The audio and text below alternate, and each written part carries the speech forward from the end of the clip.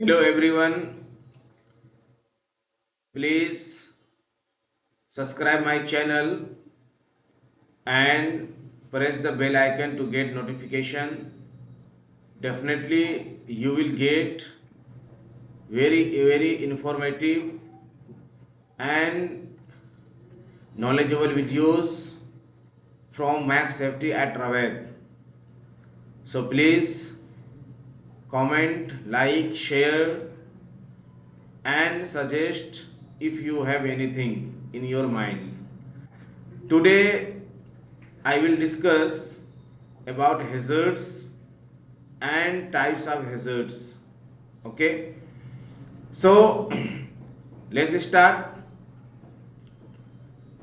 पहले हम बात करेंगे कि हैज़र्ड क्या होता है। तो हैज़र्ड का बहुत ही सिंपल डिफिनेशन है कि the potential to cause harm to health, यानी हर वो चीज़ जिससे हार्म होने की संभावना हो या जिसके अंदर हार्म पहुंचाने की पोटेंशियलिटी हो, उसको हम क्या कहते हैं?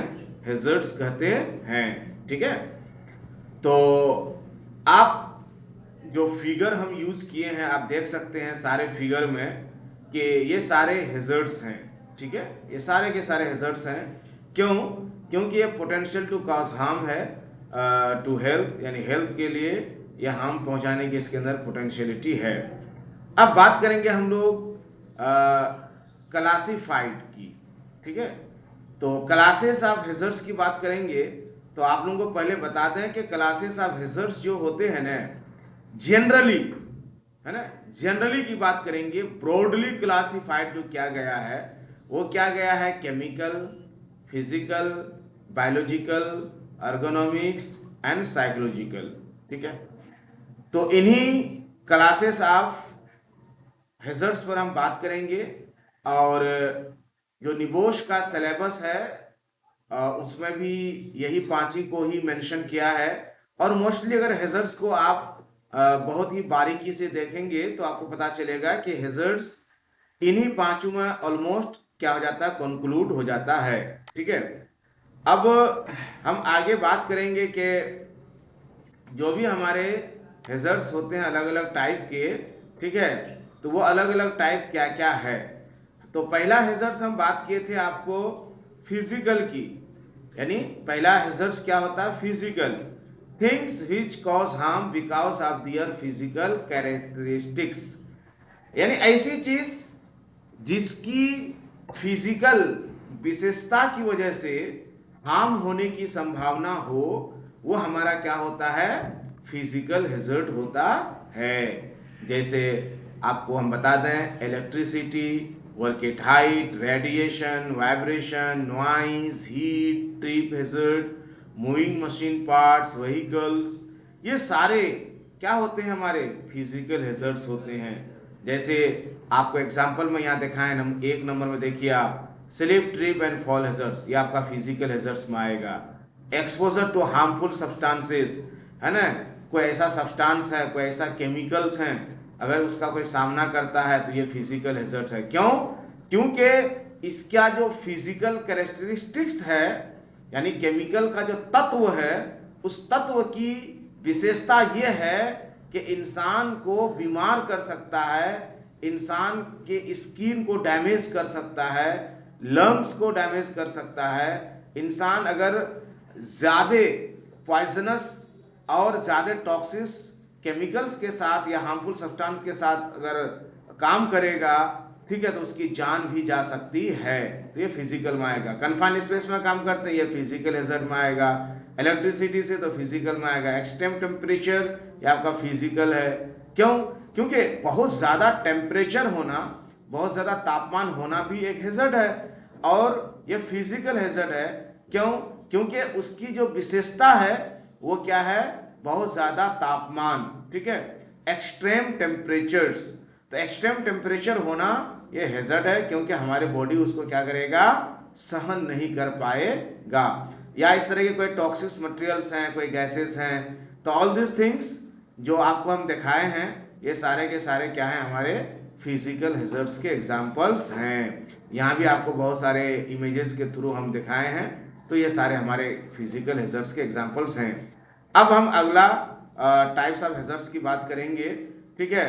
तो आगे जो मेरा टाइप्स ऑफ हैजर्ड्स की बात होगी वो ये है कि chemical things which cause harm because of their chemical characteristics, यानी कोई ऐसा तत्व जिसका, है ना, रासायनिक विशेषता ही है क्या, हार्म पहुंचाना, ठीक है।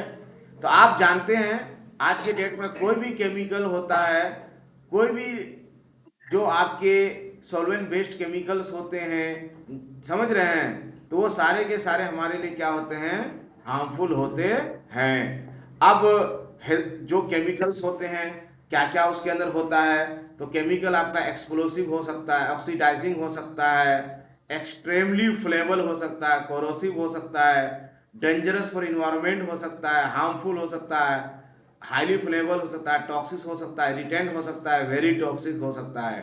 तो कोई भी केमिकल जो होता है उसके अंदर ये सारे क्या हैं, केमिकल कैरेक्टरिस्टिक्स हैं, यानी केमिकली ये सारे उनके अंदर हैजर्ड्स पाए जाते हैं, ठीक है। जैसे लीड की बात करें, मरकरी की बात करें, सल्फ्यूरिक एसिड की बात करें, सिलिका की बात करें, है ना, सीमेंट डस्ट की बात करें, ये सारे के सारे जो हैं केमिकली क्या है, खतरनाक है और हैजार्डस है, ठीक है।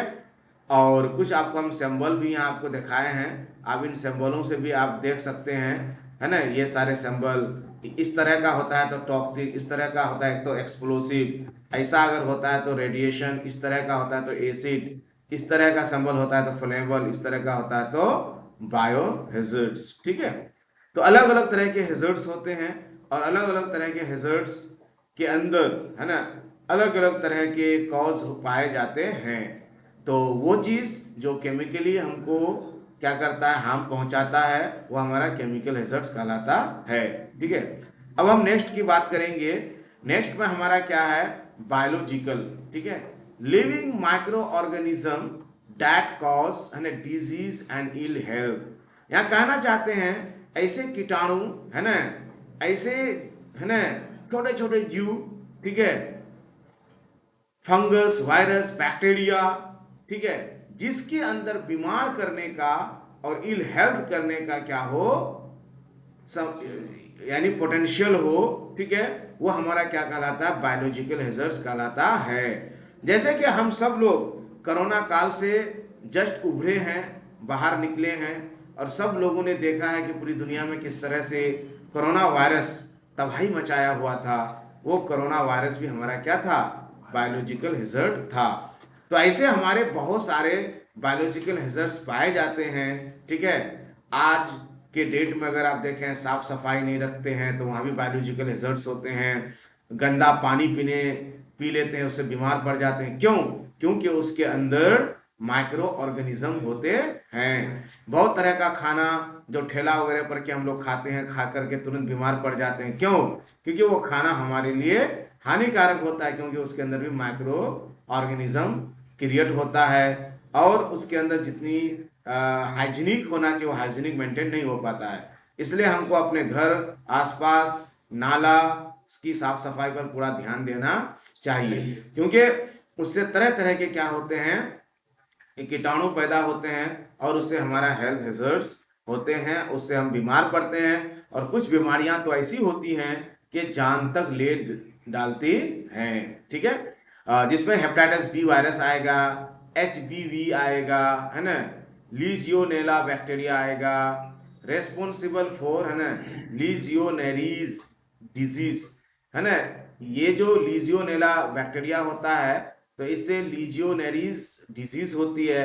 रैबिस वायरस, जैसे कुत्ता वगैरह या जानवर वगैरह जो काटता है वो हमारा रैबिस वायरस होता है, ठीक है।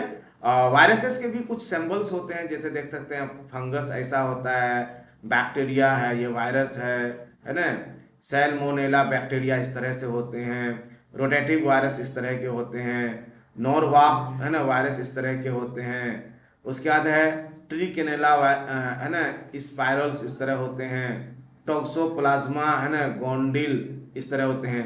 तो ये सारे हमारे क्या होते हैं, बायोलॉजिकल हैजर्ड्स होते हैं। और बायोलॉजिकल हैजर्ड्स के बारे में एक और हम बात बता दें कि बायोलॉजिकल हैजर्ड्स इजीली वो दिखाई नहीं देता है, ठीक है। उसके लिए हमको, है ना, खुर्दबीन का इस्तेमाल करना पड़ता है, ठीक है, लेंस का इस्तेमाल करना पड़ता है, या लैब का सहारा लेना पड़ता है, तभी हम पकड़ पाएंगे कि इसमें किस तरह के वायरसेस हैं, ठीक है।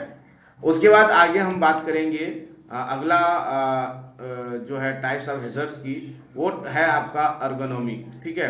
अर्गोनॉमिक का मतलब यह होता है कि जो हमारे स्वास्थ्य और शरीर से जुड़ा हुआ हो उसको अर्गोनॉमिक कहा जाता है, ठीक है।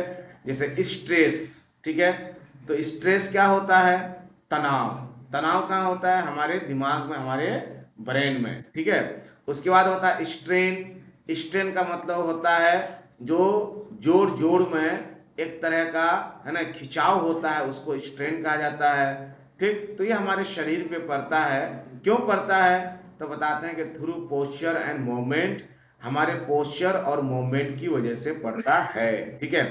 तो एर्गोनोमिक हैजर्ड्स किस तरह से होते हैं, frequent and repetitive handling of small boxes leading to inflammation of the tendons in the elbow joint, ठीक है। सपोज हम बताते हैं कि एक मजदूर है और उसको लगातार, है ना, लोडिंग अनलोडिंग का काम करना पड़ रहा है, जिसमें उसको कुछ बॉक्स हैं या सैक यानी बोरी होती है, जैसे मान के चलिए सीमेंट की बोरी है ना, रेलवे डिपार्टमेंट के यहाँ पूरे बोगी को खोला गया है और वहाँ उस बोगी से उसको ले जा करके हमको ट्रक में कसना है, ठीक है। तो बार बार झुकना, सर पे लेना, फिर कैरी करना, फिर वहाँ रखना, और कंटिन्यूस अगर इस तरह से काम करेंगे तो उसके अंदर जो टेंडन होते हैं, ठीक है, वो सारे इन्फ्लेमेशन होना शुरू करेंगे। इन्फ्लेमेशन का मतलब यानी फूल जाएंगे, सूजन होने जाएंगे, और जो ज्वाइंट है उसमें दर्द होने लगेंगे, ठीक है। तो इसीलिए हमें चाहिए कि ऐसा काम जहां हमको बार बार उठना पड़ता हो, बार बार बैठना पड़ता हो, या एक ही, है ना, जगह में एक ही अंदाज में खड़े रहना पड़ता हो, ठीक है, तो वो सारे हमारे अर्गोनॉमिक हैजर्ड्स में आते हैं। इसीलिए जो लोग अर्गोनॉमिक हैजर्ड्स का सामना करते हैं उन्हें चाहिए कि रेस्ट लें, ठीक है। और अगर मैनुअल वो काम नहीं होकर अगर मैकेनिकल या किसी इक्विपमेंट या किसी व्हीकल, ट्रक, ठीक है, या लिफ्टिंग कार्ट वगैरह के जरिए से अगर वो किया जा सकता है तो हमको उससे करना चाहिए, मैनुअल से बिल्कुल भी नहीं करना चाहिए, ठीक है। यहाँ फोटो देखिए, एक बॉक्स को उठाने का सही तरीका बताया गया है कि सही तरीका क्या है, ठीक है। तो ऊपर वाला आपका सही तरीका है, कोई सामान को हमें इस तरह उठाना चाहिए, और ये नीचे वाला गलत तरीका, इस तरह हमें बिल्कुल भी नहीं उठाना चाहिए। इस तरह उठाने पर कमर, है ना, घुटना और ज्वाइंट और स्पाइनल कोड जो रीढ़ की हड्डी होती है इसमें, है ना, क्रैक आ सकता है ना, और इन्फ्लेमेशन हो सकता है, और जॉइंट में प्रॉब्लम आ सकता है, तो काफ़ी दर्द होता है। कंप्यूटर चलाते हैं मतलब झुक के चलाते हैं, झुक के नहीं, सीधे तन के चलाना चाहिए, ठीक है। यहाँ भी कुछ इमेजेस के थ्रू हम दिखाने की कोशिश किए हैं कि किस काम को कैसे करना चाहिए। यहाँ भी कुछ इमेजेस के थ्रू हम दिखाए हैं, और यही मैनुअल हैंडलिंग की वजह से आमतौर पर अर्गोनॉमिक हैजर्ड का सामना करना पड़ता है। तो हमें चाहिए कि मैनुअल हैंडलिंग को हम अवॉइड करें, अगर वहाँ दूसरा हमारे पास कोई, है ना, विकल्प है तो उस विकल्प का इस्तेमाल करें, और मैकेनिकल, है ना, हैंडलिंग का हम उपयोग करें। आगे हम बात करेंगे, आगे हमारी जो बातचीत होगी वो साइकोलॉजिकल को लेकर के होगी, ठीक है।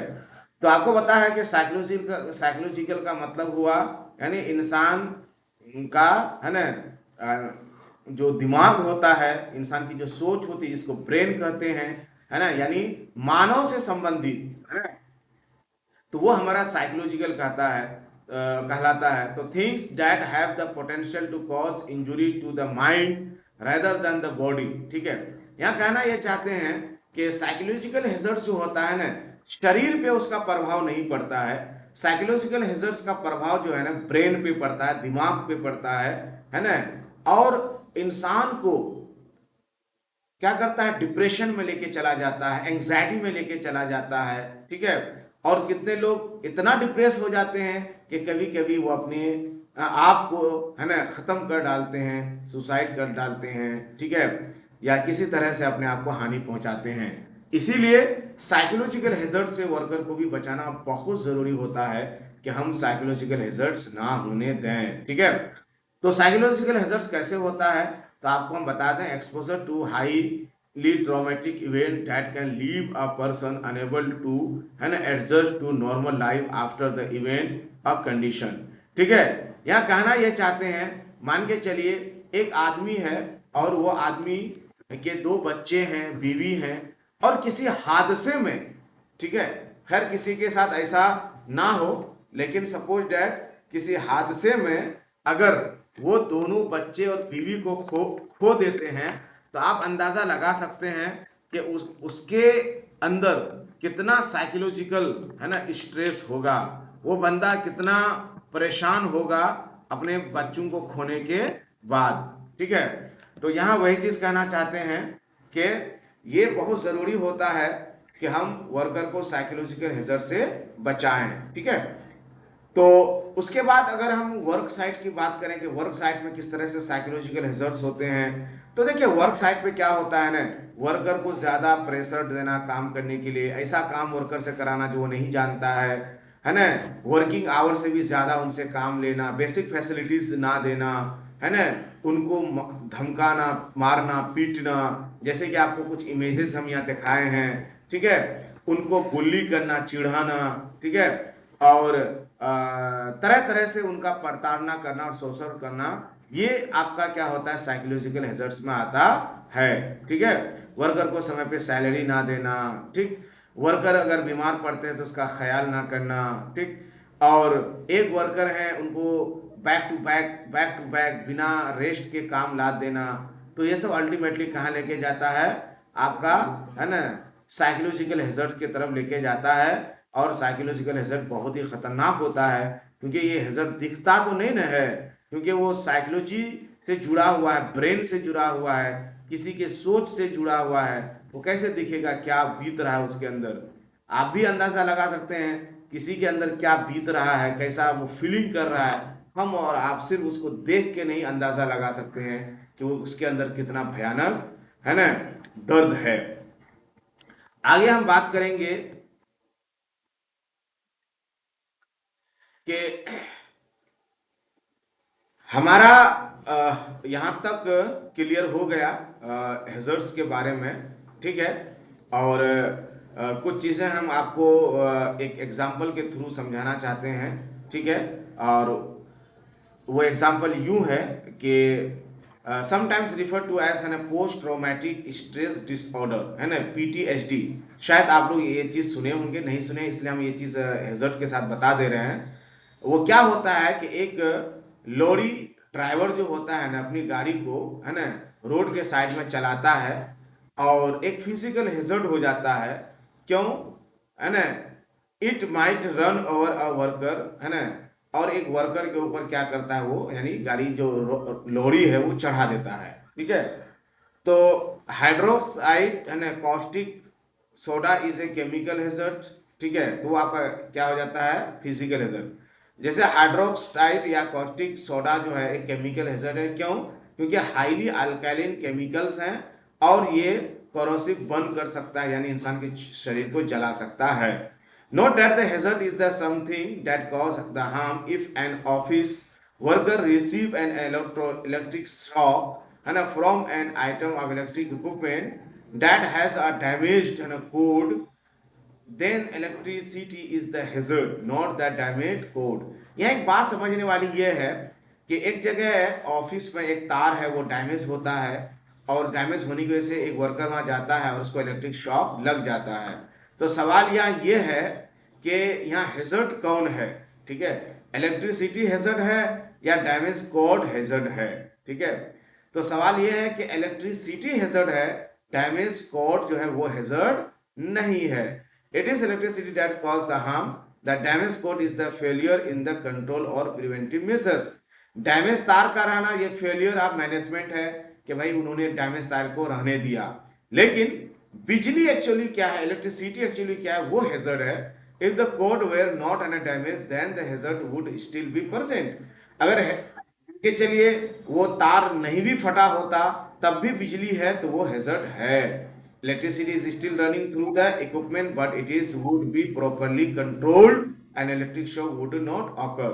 तो कहना है हम यहाँ ये चाहते हैं कि हैजर्ड्स कभी कभी क्या होता है, प्रेजेंट रहता है, ऑलमोस्ट हैजर्ड प्रेजेंट रहता है। हमको हैजर्ड को क्या करना पड़ता है, मैनेज करना पड़ता है, हमको प्रॉपर वहां कंट्रोल मेजर्स लेना पड़ता है ताकि हैजर्ड्स ज्यादा से ज्यादा ना फैले। जैसे कि बिजली का तार फटा हुआ था, इलेक्ट्रिक वायर जो डैमेज था और वहां एक हाथ लगने की वजह से एक वर्कर को इलेक्ट्रिक शॉक लग जाता है, तो वो बिजली हैजर्ड है, फटा हुआ तार नहीं।